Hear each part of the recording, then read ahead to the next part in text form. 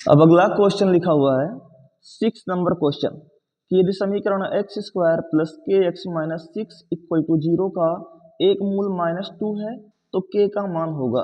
ठीक है, तो जब आपको एक मूल जो दिया होता है वो मूल दरअसल कुछ और नहीं होता है, वो एक्स का वैल्यू ही होता है। क्योंकि ये द्विघात समीकरण है तो इसमें 2 मूल आएगा और एक मूल यानी एक्स की वैल्यू आपको दी हुई है। जब एक्स की वैल्यू दी हुई है तो उठा करके इसी इक्वेशन में रख दीजिए, रख देते हैं तो वहां से आपको के की वैल्यू मिल जाएगी। ठीक है, तो यहाँ मैंने समीकरण को लिख लिया है एक्स स्क्वायर प्लस के एक्स माइनस 6 और यहाँ पर एक्स की वैल्यू मैंने क्या कहा है, जो मूल है वही हमारा एक्स का वैल्यू होता है, यानी कि एक्स बराबर कितना दिया हुआ है -2 दिया हुआ है।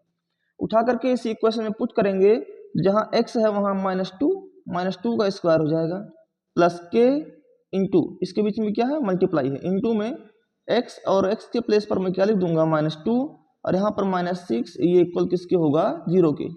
-2 का स्क्वायर होता है +4 प्लस इंटू -2 के और यहाँ पर -6 इज इक्वल टू 0। तो 4 और -6 -2 होगा और यहाँ पर -2 के पहले ही है, कोई दिक्कत।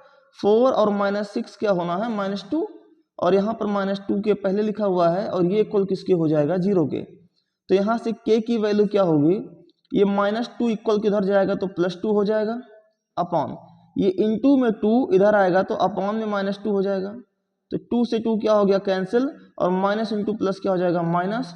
सो the value of k is equal to -1 and this is the right answer of this question. So the option number C is the right answer. Okay, चलिए बढ़ते हैं नेक्स्ट क्वेश्चन की तरफ।